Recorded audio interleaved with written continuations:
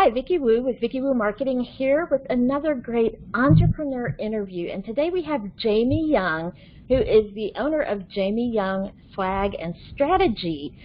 She does gift marketing and offers strategic consulting, personalized gifts, on-site screen printing, and promo products, which all of these are really great for any business. And one of the tips she's going to share is 3 ways to boost your business through generosity. And I can't wait to hear what she has in store for us. Before we get to your tips, I'd like you to talk about your business, what you do, and why you started the business. I am a gift marketing strategist, so I help businesses generate leads and clients through generosity. That includes a couple different things. You know, I am a strategist in terms of gift marketing, like what's the right item to give, what's your goal with the item, and then we get to product, like what are those items? And I just purchased a screen printing business, so now we're doing the screen printing right here on site, which is incredible. And how I got started in the business? Well, I always tell people I did my job for free for 6 years until I could figure out how to monetize it. And it wasn't that I couldn't figure it out, I just didn't realize I was doing the job to help my clients be successful. And then I did some research to see how to become a broker, and boom, here we are. And it's evolved a lot, for sure. I find that interesting that my art has kind of evolved into that kind of accidental, for me, a side business, because I've been an artist forever, but when I started painting again as a replacement hobby during the COVID pandemic, I can't do my ballroom dance, and so I went back to painting as kind of my hobby during this time, which, you know, you can see it on the wall behind me if you're looking here. And I would just share them out on my social media, you know, just partly as I'm never completely satisfied with any of my art. And I'd push them out on social media to force myself to be okay with me not thinking it's perfect. And suddenly people started saying, hey, do you do pet portraits? And I'm like, well, okay, I like dogs, and I paint. And I was like, sure. And they're like, how much do you charge? And I'm like, I don't know. So I kind of understand that kind of falling into something that you're doing for free or because you enjoy it or as another part of another business you're doing and turning it into something you can monetize. So I love that. When you started this business and kind of moving into the monetization and starting from there, how has it grown or changed since then to where you are now? Significantly. So the backstory real quick is I ran a trade show, a very large trade show, and I noticed the very first year I got in the business is the most successful vendors were using branded promotional products to gain leads. Also, they were staying top of mind, and it's really easy to earn a renewal from my clients if they had a return on their investment and if it was a good show. And so when I started with them, that event had a 12% renewal rate. By year 6, it was a 70% renewal rate. My job was easy at that point, right? Because they just kept coming back. And I found myself year after year wanting to make sure my new vendors were successful. So immediately I had the conversation of, what are your goals? And the minute they said brand awareness, I was like, you can't measure that. You've got to give me a measurable goal. So they'd say things like emails or building my social media audience, those things you can measure. And so I would make suggestions on cool swag that they should bring to their booths because, first of all, it was a women's expo, and I'm a woman. So I made suggestions on what I would want, what I want floating around in my purse. And so it was actually just super duper fun. I went to a trade show for promotional products. My mother-in-law was actually in the business for 25 years, and she kept trying to get me in the business, and I just said no. I love my job. But I walked into that trade show, and within 30 seconds, I knew I was getting in the business, because here is this entire promo show filled with trade show banners and tablecloths and tchotchkes and gifts and all these things I recommend. And I just send them online. I just send the business elsewhere. And so I left, and I knew I was getting in the business. I went and I told my boss, and he was super duper supportive. And he says, whatever you need, you know, I got your back. And so I just started networking after work. And at the 1-year mark, I had to quit my job, because I gave myself that permission. If once I replace the salary from my full-time job, I can quit and do this full-time. And it literally was the exact 1-year mark that I had started. And in the beginning, I just thought I was going to be the go-to for like branded drinkware and totes and pens, etc. But I will tell you, every single time my phone rang, the strategy I used to do with my trade show clients always came out. I always asked, well, what's the purpose? Why, you know, and most of the time they were doing an event or something. And so I would start asking strategic questions, and we would land on products that they were blown away by and excited by. And they really thought they were just coming to me for pens and Post-its. But what we identified is pens and Post-its weren't ideal, not only for their business, but for the event that they were going to drive success and new clients to them. And so at the 2nd year mark, I rebranded for strategy, because that's what most of the community was coming to me for. It was strategy first, product second. Here we are in year 3, and I spend a great deal of my time strategy consulting, and promotional products are the byproduct of that now, along with screen printing. And so if you would have asked me 3 years ago where I would be, I probably wouldn't tell you that I'm a full-time strategist with a screen printing shop. But everything kind of aligned, and here we are, and I'm really excited about it. I've got an incredible team, though, that supports me, because there are too many hats to wear, for sure. I think every single entrepreneur listening understands the too many hats, definitely. I love that your kind of 1-year anniversary mark of diving into this business was when you were able to do it full time. How perfect is that, that it's right on the anniversary? And I already have an idea of a promo product that I need to order from you. I know exactly what I want, and I'm not going to tell everybody because it's so cool. I don't want anyone else getting the idea. So you and I are going to talk offline, and then anybody listening, if you have a computer, you're going to want this. So if you're listening, and I just decided this on the spot, if you message me, and I'll give you the ways to get in touch with me at the end of this, I'll send you one of these branded items, because it's awesome. And I want one. I'll share it in the comments once I just get it set and ordered what it is, and you're going to want one. So a question that I didn't tell you I was going to ask you, but I also work with some clients who do trade shows as one of their marketing pieces, and they've had to switch to virtual trade shows where they're not there in person to hand out the koozie and the pin and whatever swag they have, yet they still have swag in stock. And I know how I would tell them to deal with this, but I'm interested in your perspective as a trade show really strategist, how you would tell someone that has the swag but they're doing it virtually. How do you connect those two? Well, I will tell you, the only missing link is being in that same room. And so what I think back to is a strategy of, why do live trade shows do swag bags to begin with? They do it for they do it for butts and seats and people indoors, right? If it's a sit-down event or a walkthrough event. But they do that to make sure that people show up early, and really it's an incentive to get them there, right? That's what that swag bag is for. Well, I've got many clients that have switched that to the swag box, right? And I've seen a couple different versions of this, depending whether there is a cost to attend or there's not a cost to attend. It determines what is in that swag box, right? Or that swag prize or that swag gift. Because you have to be able to keep that sense of community, what's going to get them to actually show up, right?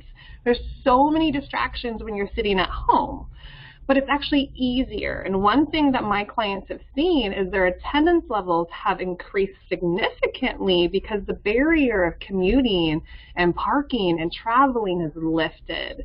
And so one of my most recent clients had an 85% show up rate. She had 150 people registered. Last year, she had 80 people registered for a live in-person event. So 150 registered, 85% show up rate, a 35% conversion rate. And so in terms of them paying to work with her. And so you can still swagify your events. And I say get sponsors, right? Because that is a great way to also take the cost kind of off your plate and share that. There's a lot of businesses that are going to want to be in the mix with you. Allow them to help provide swag to reduce your costs, for sure. And plan ahead. So many people call me just a couple weeks before their event. Do you know how much time you really need? You need at least 8 weeks if you're not stressing.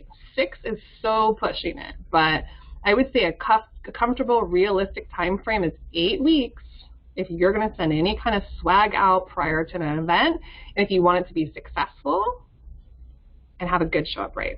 Planning ahead is always important, and it's so hard when so much is going on in life and in business. But relating back to, since I had mentioned the pet portraits, one of my friends ordered one for her daughter, who I also know, and you know, her daughter was so excited when she got it, and then one of her friends reached out to me and said, you know, hey, I saw her picture, can you do one for me, you know, how much does it cost and all that? And I'm like, yeah, sure, you know, here's the link to go order one. And she messaged back, and this was Tuesday or Wednesday, and she's like, well, I need to receive it this weekend. And these are hand painted. They're not, some people do portraits that are computer generated art that they send you a digital file. That's not what this is, and it's very clear that that's not what this is. And I was like, you know, as much as I'd love to help you, it was for her husband's birthday. I'm like, it's literally impossible because painting is done in layers, and each layer has to dry in between.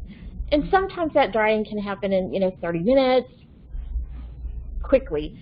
But the final varnish top coat, which protects the painting, needs a minimum of 7 days to dry before you can ship, because anything you ship it in, even the special paper that I wrap around it, will stick to the varnish. So I'm like, there is no way, and as much as I'd love to help you, it just takes time. And having been early in my career in the world related to printing, I was in the newspaper business, it's not something that can just happen immediately. So yes, planning ahead is very critical, and especially virtual if you're wanting to ship it before the event. I kind of like that, oh, the day of the event, kind of open the box surprise thing. But shipping right now is being delayed as well because so many packages are shipping that you really got to plan ahead. Plan ahead, for sure. So when you were beginning your business, what were your biggest marketing issues to promote your own business? I think having the confidence of knowing what to do, right? And I think that's even still sometimes a question. I mean, you don't know until you've tried it. I tried something recently that I was really like dead set it wasn't going to work. And boom, out of the gate, the return on my investment was like, oh my gosh, like 10 times. I was blown away. But I think you really do need to be strategic, and you just need to try things. So I don't know, that's probably not the most like, that's probably not what you're looking for, but my business is really built on referrals and networking. I mean, that's how I built my business. I gift on a quarterly basis, and I look at every client that I've had over the last quarter, every quarter, and really I can tie almost every single sale to some type of referral or somebody that's reordered, or I met networking. So for me, that's how my business was built. I get a lot of my business that way as well. And one of the common threads I hear from anybody who comes to me, even if they're just simply asking a question on my Facebook page or whatever, is there is so much information out there about how to market your business, and so much of it is contradictory. And then you also find whole groups and groups of people who label themselves as, you know, a marketing coach or a social media coach or digital marketing coach, whatever it may be, that have only learned one way to do their strategy, and that's the exact same way they teach you. And every business is different. So sometimes the strategy may work, but it may be taking more time, money, effort than it needs to. And just going out there and doing a Google search, you get so overwhelmed with information that it can be hard to pick and choose what you need to do. I hear it all the time. And I think that's one of our kind of blessings, because I've worked with so many different entrepreneurs, over 1,000, probably 2,000 over the course of the last decade. And so I've tried all of those different marketing strategies, and I can probably tell you one that I've had a client in that industry before, and that strategy you're talking about didn't work. Sure, you can still try it, but I found that this one over here works really well. It's more likely with your similar audience that it will probably work for you. And so sometimes just having that focus is so beneficial. As an example, there was just someone asking a question today that she's an introvert, and she was saying how she's been told she has to do a Facebook Live every day on her page. And she's like, I'm not to the point where I'm comfortable doing video yet, primarily because she's an introvert and she's still kind of new at the business, so she doesn't feel as confident or grounded in speaking off the cuff kind of thing about it. And she's, you know, do I really have to do it? And so I said, no, you don't have to do anything.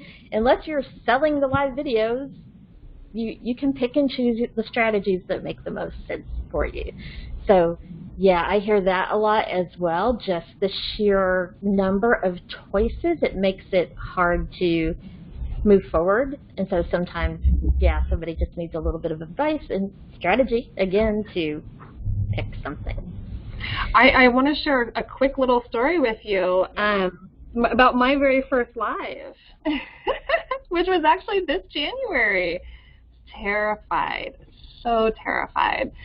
And I was working with a business strategist who I turned to her and I said, you know, I need a quick win, right? I need a quick win in my business, a quick sale. And she said, I want you to go live then. I want you to go live and talk about the important parts of your business for 5 days, right? And I'm like, are you kidding me? What? And so I set a plan and a strategy about what I was going to do for those 5 days. And they were little 15, 20-minute lives. And I got my first ever large paid strategy client from that.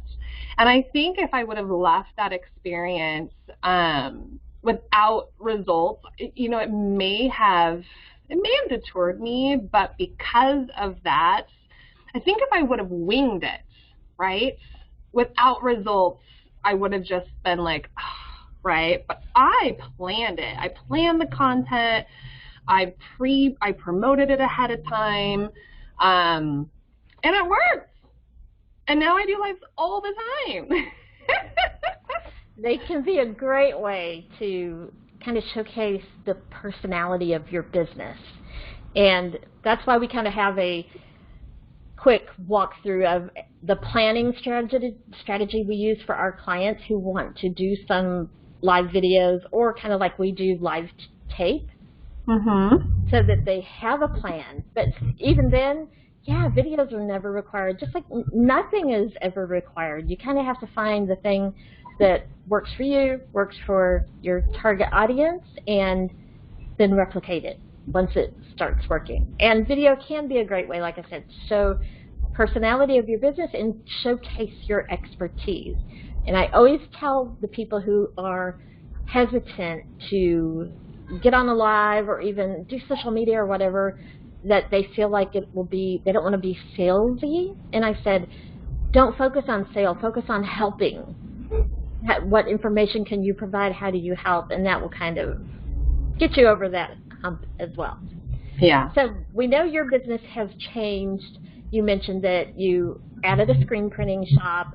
And of course, we know that trade shows, most of them have gone virtual this year. So COVID has made some issues in a business. So talk about how your business has changed in the last year or so and what that relates to your biggest marketing issue now. Yeah.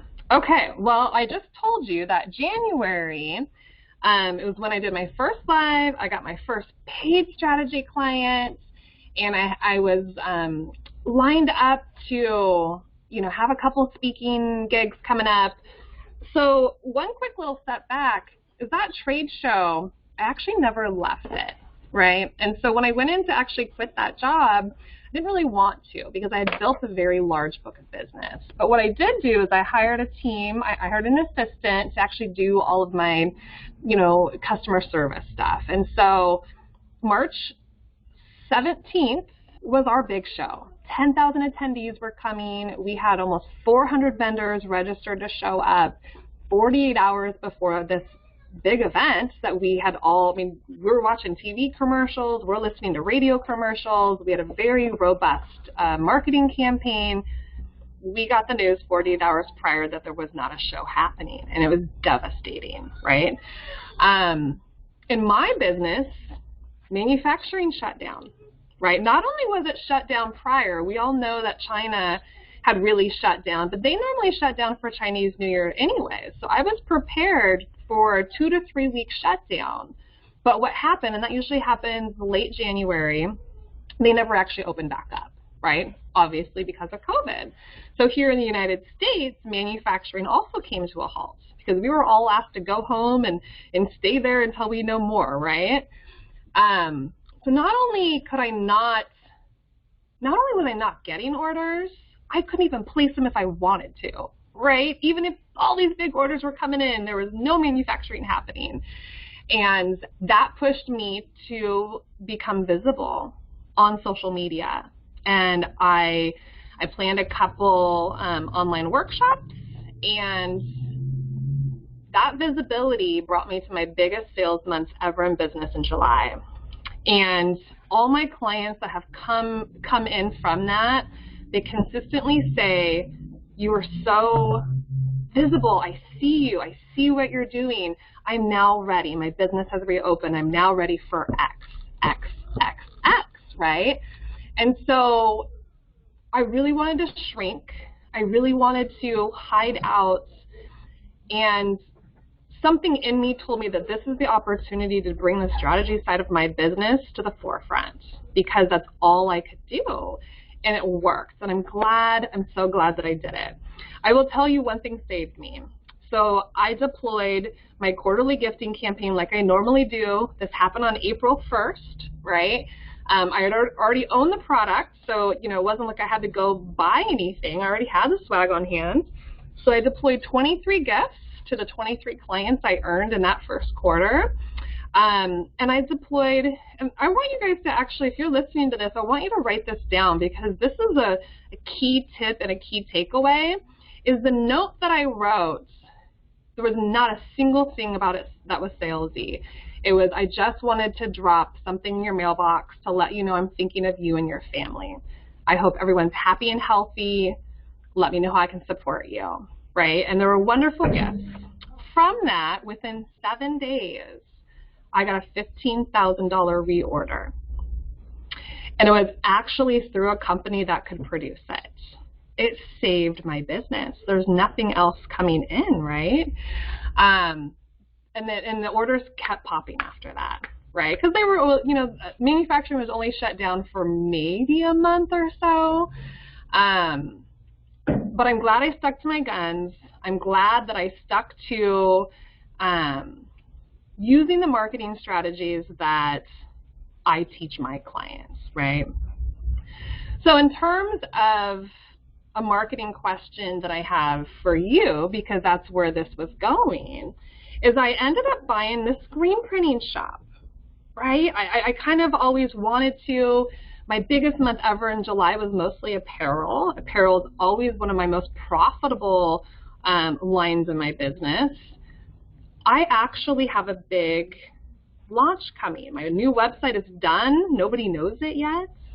I have a brick and mortar now. I used to work from a home office, and so I actually have a big dying question, is what would be the most strategic way for me to announce this new business, right? Because this is your expertise. Social media is your expertise.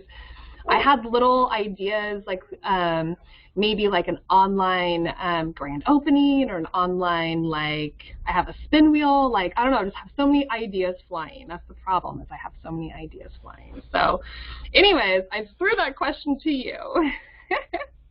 My question in response is, who do you see as your primary target for the screen printing side? Will it be the same kind of corporate screen printing, or is it more like people in the community, individuals? I am in a very rural part of our state, and the business I'm seeking here are trades, like electricians and plumbers, etc. They've been incredible clients. Most of my strategy clients, though, are very much on the professional services, financial industries, coaches, consultants. And so those businesses that buy the apparel are different than my strategy clients. All right. And so the apparel is the local, primarily local people. Okay. Yep.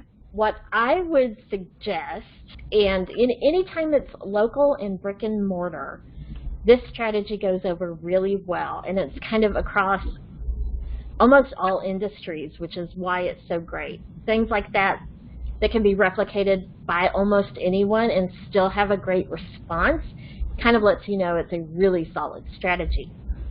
Anytime you can create user-generated content, and there's a lot of ways you can do that. I actually have an ebook on my website under my free resources tab. It's an ebook about a Facebook group marketing, but in it, it has a whole section on user-generated content. So even if you're not looking to set up a Facebook group, that section applies to this particularly. And there's a couple ways you can do this, particularly centered around social media. One could be having them do things before they come in the door in exchange for a gift of swag or a discount or something else tangible, such as posting on social media and tagging your business, something similar to that. Okay. That can be one way to kind of help drive them in the door a little bit. It doesn't drive a lot of foot traffic, that strategy, but somebody who's thinking about coming anyway, and they're looking at you and maybe a competitor, like say purchasing it online, you know, and getting it for someone else. It can tip the scale to where they go with you, someone local. And you can even kind of brand it as that, you know, shop local, and if you like tag a local business and get a free hat or something. Yeah, but they have to show you, and they have to tag you also. Okay. You have to make them tag you. And that would be great, tagging another local business. And then all they have to do is show it to you on their phone when they walk in, and you'll see that it was done. So that can be one great way to get user-generated content. The reason you want this is because it's like paying for ads that you don't have to pay for. Because we all know social media is having just horrendous not even engagement, it's engagement because it's having terrible reach. And they're doing that with their algorithms on business pages because if they're a business, they want you to advertise, you know? And The best way you can get around that algorithm without buying ads is to have other people sharing your business. Because when you post something on your Facebook business page, it's going to be shown to the people who like your page. And sometimes the algorithm will show it to a few other people as well. But for the most part, say if you have 100 people on your page, you have a maximum of 100 people that might see it. And with the algorithm, you may be lucky if 10 see it and 2 click. If other people are tagging your business, it's shown to everyone on their timeline. And if they're tagging you and another business, it's shown on that business timeline as well. So very quickly, just by that one, the @ tag, like if you did @VickyWoo.us, that's pretty bad. I don't even know what I set my short name on my Facebook page. But if you tag my Facebook page, it's suddenly spreading out to a bunch of people who may have never seen my page. And that's why user-generated content is so helpful.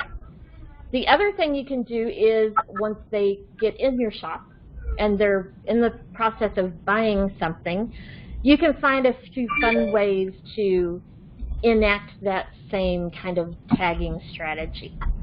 And you can also hop on with local hashtags. That's a good idea. You can combine local hashtags, whatever some really hot ones are. Like I know where we are, Houston Eats is a great one on Instagram. And even though I don't do food, like how could I, hop in on that one? Yeah. But after they've purchased their screen printed shirt, for example, think of creative ways you can enact these strategies. Maybe it's before they walk out the shop, you have a selfie station set up. I recommended that to a bakery recently, so that you're not having to remember to ask them. It's there, and if you get busy, you've completed that purchase and they're leaving, and you buy, and you get busy with another client and you forget to ask them to stop by the selfie station, it's kind of visible and self-explanatory. The other thing you could do is have them tag other people out in the community. For instance, if Joe's Plumbing does shirts and they're in their uniform and it's Joe's Plumbing, you could mention and do maybe a contest on your social media. Hey, this week we're highlighting this local business that bought from us, Joe's Plumbing. If you see Joe's Plumbing, snap a picture of the shirt, tag us, and you'll win a free gift, or however you want to do that. And to kind of turn it into a contest where they're doing the marketing for you, which they're willing to do if they like your business, if you make it fun, and at the same time you'll be helping other businesses in your local community, and that in turn they'll help you back, and it's just a great symbiotic relationship when you're local and have a brick and mortar. I kind of wish I had a brick and mortar, although right when we moved, COVID hit, and that won't be happening because of that anytime soon. But it allows you to have that kind of interaction. So anytime, user-generated content, and for those people who don't have a brick and mortar, the concept still works. You're just keeping it all online. They're not walking into your store at any time with the ability to do that, but you still do it because it expands your reach so far so fast. Best thing you can do to not have to pay hard money on ads. And it's ads, people still don't trust them as much as they trust Joe at Joe's Plumbing, who you just did a shirt for, and he's posting and tagging your business. They're going to trust that more than they're going to trust your ad dollars. So even if you spend maybe the same amount on a prize for a contest that you run, you're going to get so much more relational traction out of it that it's kind of a no-brainer. Am I going to put $100 in ads or $100 in a contest for user-generated content? I'm going with the content every day. Honestly, my strategy here with the podcast, even though the main reason I started bringing guests on was to get more exposure for more entrepreneurs. I started doing it right when COVID hit and so many people were struggling, and I'm like, you know what, I can open my podcast to guests. Before that, it was just me sharing marketing strategies and tips and advice. The main reason I did it was to help other entrepreneurs. But then I was like, hey, silly, you know, you could have been doing this all along, because whenever the episode posts, other entrepreneurs tagging it. So I'm like, I probably should have done it before, but I was just thinking, I'm going to share advice and knowledge and help entrepreneurs. COVID shifted it to where I'm bringing them on to help them get their word out further. And then I'm like, but it helps me too. So it's a win-win. And that's a great place to be. It's a win-win. Awesome. Oh my gosh. So for those who are listening and not watching, I have an entire page of notes. That was such incredible feedback and strategy. You know, a lot of this is also some of the connections I make for my clients. It's so interesting when it's like your own work. It's like you just kind of get boggled down by all the things, right? But you know, having a plan for this next launch for me. So thank you. That was super helpful. Yeah, and especially doing some kind of strategy specifically around a launch is a really great way, no matter what else you add to the launch, the grand opening, all of that, having a user-generated content strategy as a piece of it will work great as well. Woohoo! I'm so excited! So tell me, before you became an entrepreneur, what is something you wish someone had told you about being an entrepreneur before you started? I wish somebody would have even encouraged or inspired me. You know, I grew up with not much, and so my dream I achieved very early, because my dream was just to have a salary paid job with security and benefits. That was my big dream. And I had reached the top of the ladder when I was 27? I was 27. At that point, I had worked in hospitality. I had worked myself up to earning my very own hotel. And that's a lot of hard work. So I got the call, and I gave my 30-day notice because I wasn't happy. I was, when you're in management at a hotel, at an airport, you're on 24 hours a day. So I would get so much anxiety. My phone would ring at 2 a.m. or 3 a.m. I was working around the clock. And I crunched the numbers. I was making less per hour than my front desk agent. And I was resentful. And so from that point, I had a friend that had been elbowing me for years to get into digital marketing, right? I took this job, a commission-only job, which is the complete opposite of what security meant to me, to go and sell the first page of Google back when you could actually say that. You're probably over there cringing. But I was good at it. So in my second year, I grossed $92,000. And do you know what my salary was over at the hotel? It was like $29,000 was my security blanket. But by me following my heart, I went into that commission only. And so to circle back to, if anybody could tell me anything about or warn me about becoming an entrepreneur, it's to actually set a plan. Because, I accidentally fell into this. There wasn't a plan. I just saw the numbers and it worked. So there was never a plan from the beginning. And if I could go back, I would change that. I would work on setting goals and working with an accountant and not waiting to hire one until it was too late.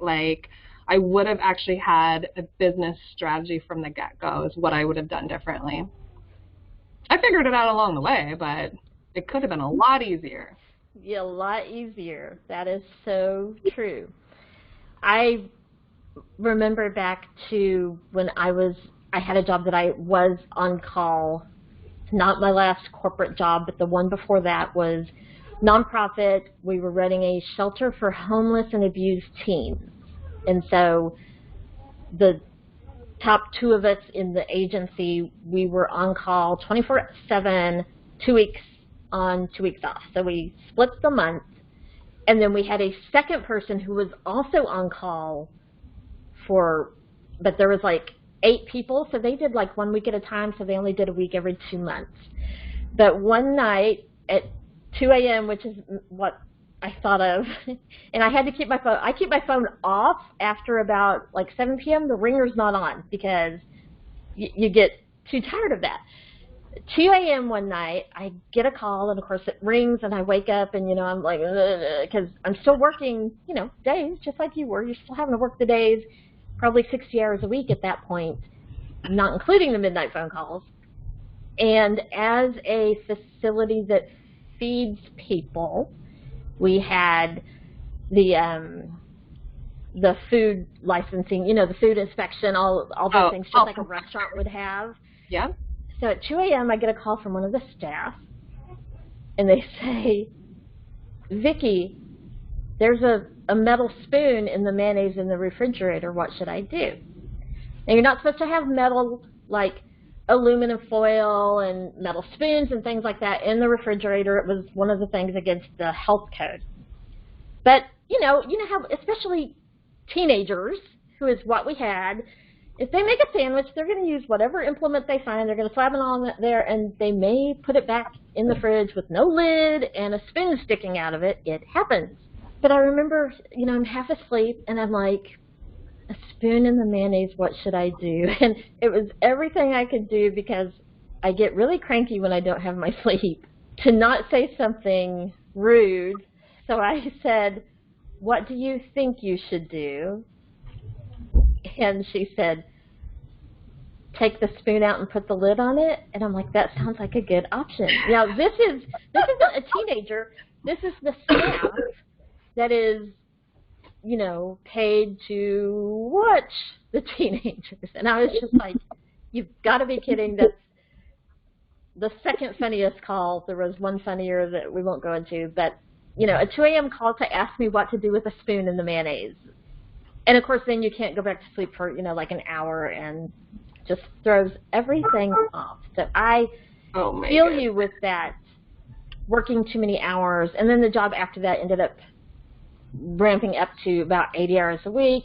And, yeah, you get looking at your set, even if you love the job, and I loved what I was doing, and I loved the people I was with, but at some point you're like, if you divide my salary by hour, like I'm making $2, and like I could go waitress and make more between the $2.50 and the tips, yeah, maybe not. So. Oh my gosh, I have to tell you something. I lived in Texas. We've talked about this. I lived in Katy, and I was a waitress there at $2.14 an hour back in like 97 or 98.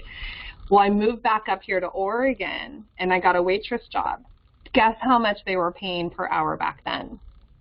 I think they're paying around $15 now. So I would. But back then it was like $6 an hour. I was like, triple. I was rolling in the dough. It was like incredible. I put myself through college, and now they make like $15 an hour plus tips. Right. And they should. No, I know. Yeah, it's hard. $2 we still have here is just. I can't believe that. Yeah, and we tip well when somebody does good service, but it's just sad, not a livable wage. So yes, I understand you're not wanting to be on call and then looking at the salary going, eh.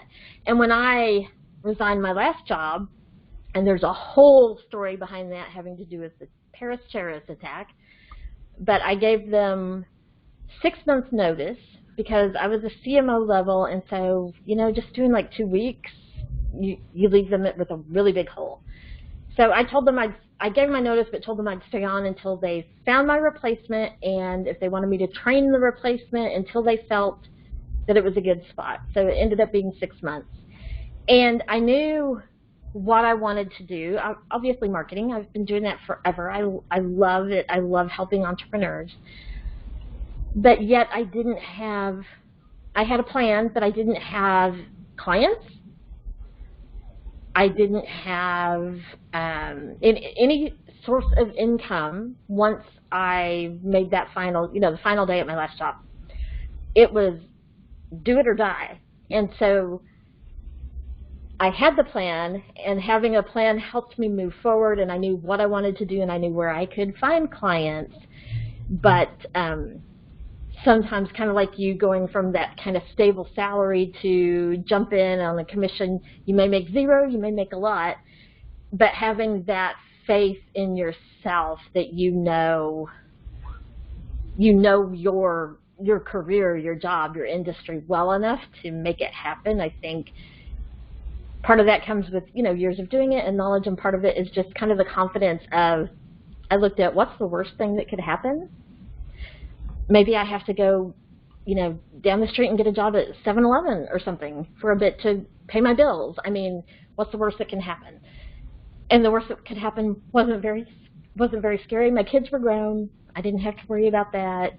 I had insurance through my husband. I mean, a couple things were set, but sometimes just believing enough to take the first leap, knowing that the first step is there and that you'll build the ones after it. So I always hope people don't let something hold it back, and something major like overwork have to push them to doing kind of their dream. Yeah. Now I want to have you share kind of what we promised way back at the beginning, a tip or two you have for the audience, and I can't wait to hear what you have to say. Yes. Okay. Well, as a gift marketing strategist, it's kind of like a 3-step system, right? Because first off, the marketplace is crowded, it is busy, it's very disconnected. The consumers really miss that face-to-face, they miss handshakes, they miss hugs. And then there's promotional products and then custom gifts. And I will tell you, like 99% besides you, 99% of businesses have no idea what to give. It's actually a stressful thought to them to think. Honestly, all they can usually think about are pens and Post-its. Like the first thing that comes to mind. Quit thinking about pens and Post-its. Although they are useful in an office setting, it's a great way to keep your office very professional. I wouldn't make it as your staple lead-in to grow your business. So 3 tips to generate more loyalty leads and clients. Number 1 is identifying your first priority, right? So are you looking to bring on new prospects? I call that the new client attraction. You don't have enough leads, you need more leads, right? So the new client attraction, I recommend doing something like this. Being a guest on a podcast, hosting a podcast, being visible, going to virtual events, networking, because you've got to get out there. Sponsor a summit. There's so many ways for the new client attraction. The next one to choose, maybe you're sitting on a bunch of really hot leads that are sitting on the fence, right? So it's the warm lead conversion. I say send some lumpy mail, right? Because lumpy mail gets opened, right? The conversion, the open rate on lumpy mail is incredible, purely based on curiosity. I get so many credit card offers, I get the pre-written insurance birthday cards, and they just get ripped up. But the minute I feel something in there that you don't want to rip, well, what is this, right? Some incredible things to mail. You can send magnet calendars, you can send, they have these little postcards that have these microfiber screen cleaners folded up and attached to them in a postcard or a mailer. There's so many useful things that you can send in lumpy mail. It's just a reminder that we had a conversation where you saw value, but you haven't made a commitment, right? To reignite that fire, get that conversation going again, and welcome them as a new client. The third option that you need to choose between your first priority is renewals, referrals, and retention, right? You'll hear it time and time again. The most successful businesses will tell you, I'm doing just fine. My business is built on referrals. And that's true. because what they're doing is they're keeping their current clients happy. They're keeping themselves top of mind with them, which makes referrals easy, which keeps retention high, and it's incredible is what it is, right? So here's a quick tip. Here's one thing to take away right now. Make a list of your top 10 in any of those categories. Who are your top 10 ideal clients? I'm going to deploy that for my business. I'm making a list for who are the electricians and the plumbers, what are the trade businesses right here on this same main street as me. And then I'm going to show up with a gift, or I'm going to mail a gift and introduce myself, because when I call them in a week, that's now a warm call because they just got a gift from me, right? So if your top 10, what if it's your top hot leads? What if it's your top current like hot clients? Deploy a gift to all of them. And remember what I told you earlier, which was make it simple and don't be salesy. I just wanted to drop in and say hello, drop a message in your mailbox and let you know I was thinking of you and your team or you and your family. I hope everyone's happy and healthy. Let me know how I can support you. It's nothing salesy. You're dropping a gift and you're asking to be called on if there is support that's needed, right? It will get you thank yous. It will get you, oh, you know what? I've been meaning to reach out to you. I need to reorder my notebooks. So, yeah. So if you are interested in strategy, if you're interested to see how gift marketing could grow your business, you're wanting to do something a little bit differently, reach out to me and connect for sure. So, Vicki, because I think you're incredible and I adore you, I have 2 free gifts for your audience. I normally do 1, but because it's the season of giving, gift number 1 is the top 100 gifts to give. Gift number 2 is the 3-part strategy, right? It's a planner to get started now. So you download it, you follow the instructions, and you can start writing your plan as we speak. Awesome. And yeah, we'll put a link to that down in the description. So wherever you're watching this, check the description. To wrap it up at this point, any other comment you have, but I also want you to share how people can get in touch with you, which we're going to share these links in the description as well, but go ahead and tell the people that are watching and listening. Yeah, so connect with me. You can check out my website at uptownscreenprinting.com.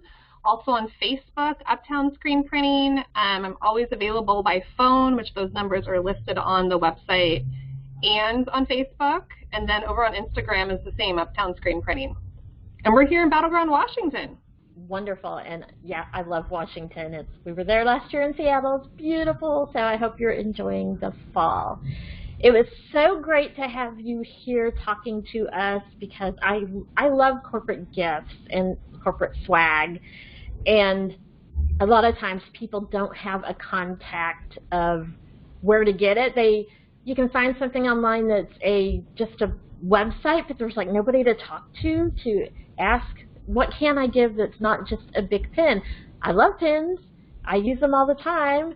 But yeah, something that kind of ties more closely to the business and that's kind of a little bit more memorable. So I love that people will have a resource to do that.